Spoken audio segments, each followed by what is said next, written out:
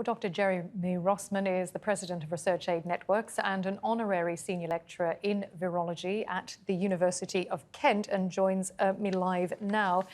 Dr. Rossman, thank you for joining us. This new strain of coronavirus has caused quite a panic as countries close their borders to the UK. But could this strain be everywhere? Could it be in Asia, Africa, the Middle East?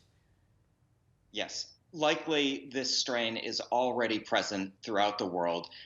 These travel restrictions will not stop the spread of that. That has happened probably quite a while ago. We first identified the strain back in September, and now we found the strain in multiple countries throughout Europe and even found it in Australia. So likely, it is already present around the world. So is it something that we should be worried about, or was this to be expected?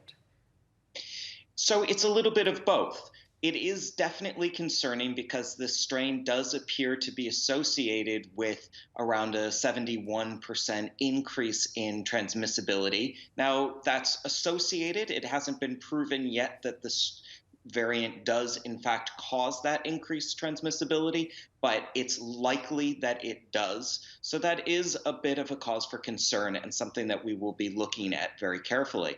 But it's also important to note that we have constant mutations in this virus. And this is not the first variant we've seen. We have seen multiple variants occurring throughout the duration of the pandemic. The majority of these don't cause any more severe disease or change how the virus behaves. So this is something that is to an extent to be expected. We're going to see changes in the virus. The longer the pandemic goes on, the more of these changes we will see.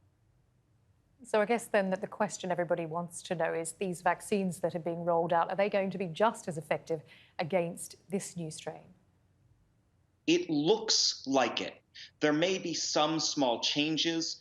This new variant may have different interactions with some of these monoclonal antibody therapies that are used for people that already have COVID, but a vaccine induces a very broad immune response. And so it's highly unlikely that these mutations are going to significantly affect how the vaccine works. Those experiments are ongoing right now by BioNTech and Pfizer and by Moderna in the US, and they appear to be confident that, in fact, it will not significantly affect the vaccine. We're waiting for the data on that, but I think it's unlikely to dramatically affect how the vaccine is going to work. So do you have some sympathy then for the UK, which is being treated like a bit of a pariah for detecting this mutation?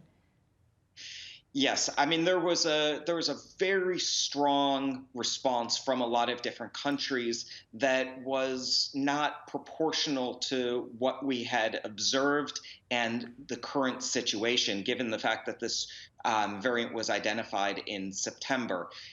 Now, there is a case for, travel restrictions and travel testing and, regulating the flow of people between borders. That's really important, but it's not specifically more important because of the strain. That was important to begin with. All of the measures that worked before work now, but we don't necessarily need to all of a sudden close down the border to the UK.